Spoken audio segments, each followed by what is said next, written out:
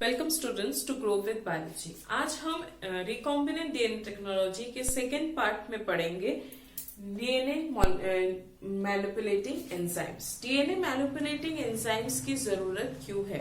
क्योंकि जब हमने फर्स्ट स्टेप पढ़ा तो हमने पढ़ा कि सेल्स को हमने ओपन कर दिया या बर्स्ट कर दिया और उससे न्यूक्लिक एसिड्स अलग कर दिए, तो हमारे पास टोटल अमाउंट में अब प्रेजेंट है न्यूक्लिक एसिड्स, चाहे वो gene of interest containing nucleic acid हो या वेक्टर कंटेनिंग न्यूक्लिक एसिड हो। तो जो हमारा सेकेंड स्टेप है, उस सेकेंड स्टेप में हमको जीन ऑफ इंटरेस्ट वाले न्यूक्लिक एसिड को अपने वेक्टर के साथ जोड़ना होगा। तो वेक्टर और जीन ऑफ इंटरेस्ट जुड़ने के लिए कुछ एंजाइम्स की जरूरत है, और जीन ऑफ इंटरेस्ट जो है वो एंटायर डीएनए का एक पार्ट है। जितना जीन हमको जरूरत है वो है हमारा जीन ऑफ इंटरेस्ट। तो एंटायर जीन का कुछ पार्ट है जीन ऑफ इंटरेस्ट। तो पूरे डीएनए में से उतना पार्ट निकालना होगा और फिर उतने छोटे से पार्ट को वेक्टर में ऐड करना होगा। तो इन सब मैकेनिज्म्स के लिए हमको जरूरत पड़ती है एंजाइम। तो ये सारा चीज हम पढ़ते हैं डीएनए मैनिपुलेटिंग एंजाइम्स में। अब ये एंजाइम्स होते कितने तरह के हैं? इसमें एंजाइम्स में 5 पार्ट्स होता है। फर्स्ट टाइप है न्यूक्लिएजेस। फर्स्ट है न्यूक्लिएज, सेकेंड है लाइगेज, थर्ड है पॉलीमरेज, फोर्थ है मॉडिफाइंग एंजाइम्स,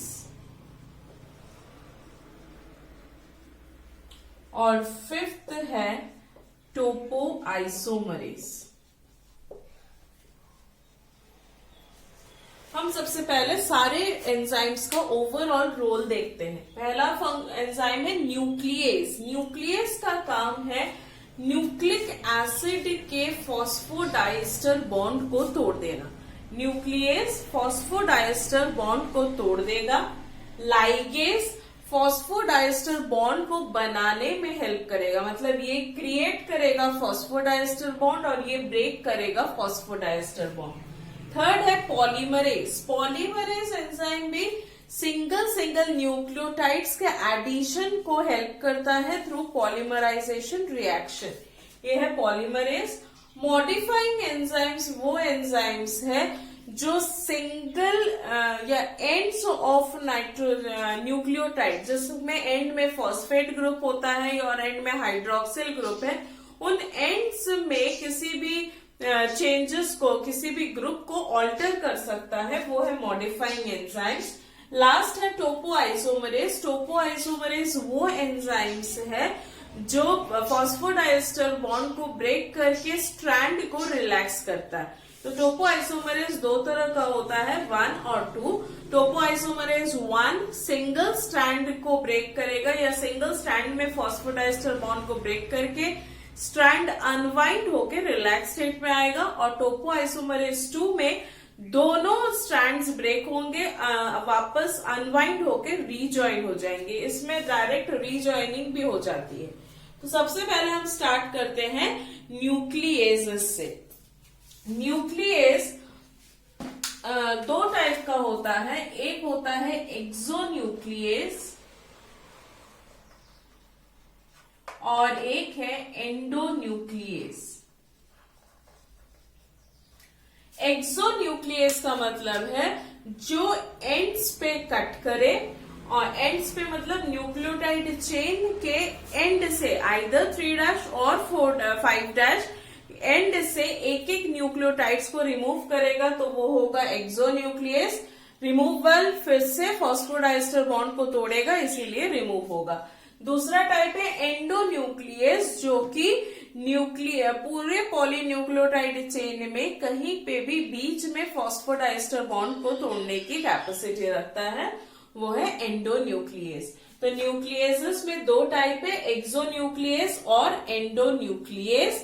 अब एक्सोन्यूक्लियस एंडोन्यूक्लियस के साथ साथ हमारे पास न्यूक्लियस के कुछ एग्जाम्पल्स होते हैं।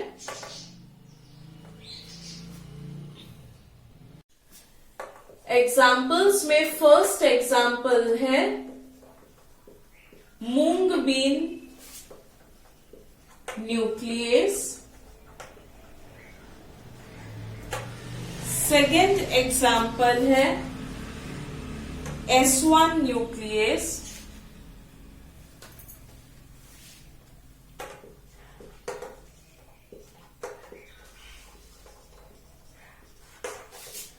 थर्ड एग्जाम्पल है RNase H। फोर्थ है RNase A। फिफ्थ है रेस्ट्रिक्शन एंडोन्यूक्लियस। अब ये जो 5 सब टाइप्स है, इस 5 सब टाइप्स में से सिर्फ और सिर्फ रेस्ट्रिक्शन एंडोन्यूक्लियस ऐसा एंजाइम है जो डबल स्ट्रैंडेड डीएनए को क्लीव करता है। बाकी जो 4 न्यूक्लियस एंजाइम्स हैं वो सारे सिंगल स्ट्रैंड पे रिएक्ट करते हैं। अब कौन सा एंजाइम किस पे काम करेगा? फर्स्ट एंजाइम है mung bean nuclease. Mung bean nuclease single stranded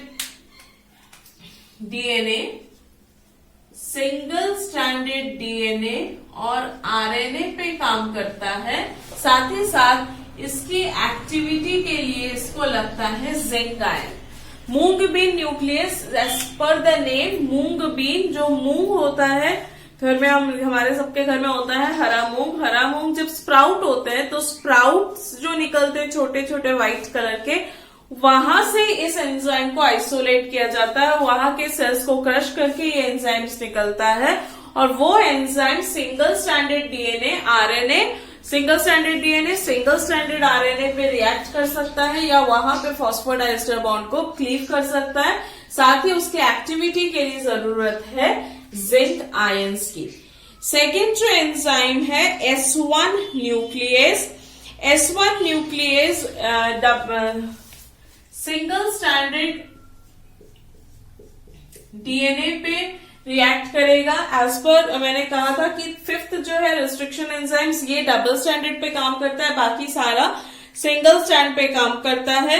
ये S1 न्यूक्लियस भी सिंगल स्टैंडर्ड डीएनए पे क्लीव करता है और ये आरएनए डीएनए हाइब्रिड्स को भी क्लीव नहीं कर सकता। ये आरएनए डीएनए हाइब्रिड को क्लीव नहीं कर पाएगा। कौन? S1 nucleus.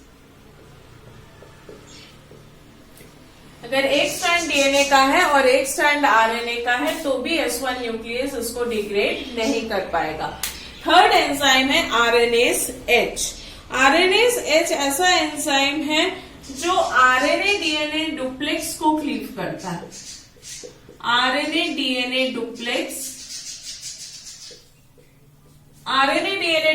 में से आरएनए स्ट्रैंड को क्लीव करता है। मतलब ये डबल स्ट्रैंडेड साइड पे काम करेगा जहां पे एक स्ट्रैंड होगा आरएनए का, दूसरा स्ट्रैंड होगा डीएनए का, पर ये डिग्रेड एक ही स्ट्रैंड को करेगा। जैसे रेस्ट्रिक्शन एंडोन्यूक्लियस 2 स्ट्रैंड में ही फॉस्फोडाइस्टर बॉन्ड ब्रेक करता है, RNase H जो है वो एक ही स्ट्रैंड पे फॉस्फोडाइस्टर बॉन्ड ब्रेक करेगा, वो होगा आरएनए। पर उसका जो मोड ऑफ एक्शन है वो उसके लिए बेस चाहिए एक आरएनए विथ एक डीएनए का डुप्लेक्स। मतलब एक स्ट्रैंड आरएनए का होना चाहिए, दूसरा स्ट्रैंड डीएनए का होना चाहिए। फोर्थ एंजाइम जो है RNase A, ये सिंगल स्ट्रैंडेड आरएनए को डिग्रेड करता है और ये एट 3' एंड पे डिग्रेडेशन स्टार्ट करेगा। तो 3' एंड ऑफ आरएनए से डिग्रेडेशन स्टार्ट करेगा। ये है हमारा mung bean, S1, RNase H, RNase A और रेस्ट्रिक्शन एंडोन्यूक्लियस। रेस्ट्रिक्शन एंडोन्यूक्लियस हम नेक्स्ट टॉपिक पे डिटेल में पढ़ेंगे। नेक्स्ट जो वीडियोस है उसमें आपको रेस्ट्रिक्शन एंडोन्यूक्लियस मिलेगा। याद रखिए कि रेस्ट्रिक्शन एंडोन्यूक्लियस ये ऐसा एंजाइम है जो कि पूरे दोनों स्ट्रैंड डबल स्ट्रैंडेड डीएनए, ये काम करता है डबल स्ट्रैंडेड डीएनए पे और दोनों ही स्ट्रैंड्स पे फॉस्फोडाइस्टर बॉन्ड को ब्रेक करता है। तो नेक्स्ट वीडियोस के लिए ट्यून रहिएगा। नेक्स्ट टॉपिक रहेगा रिस्ट्रिक्शन एंडोन्यूक्लियस। Thank you.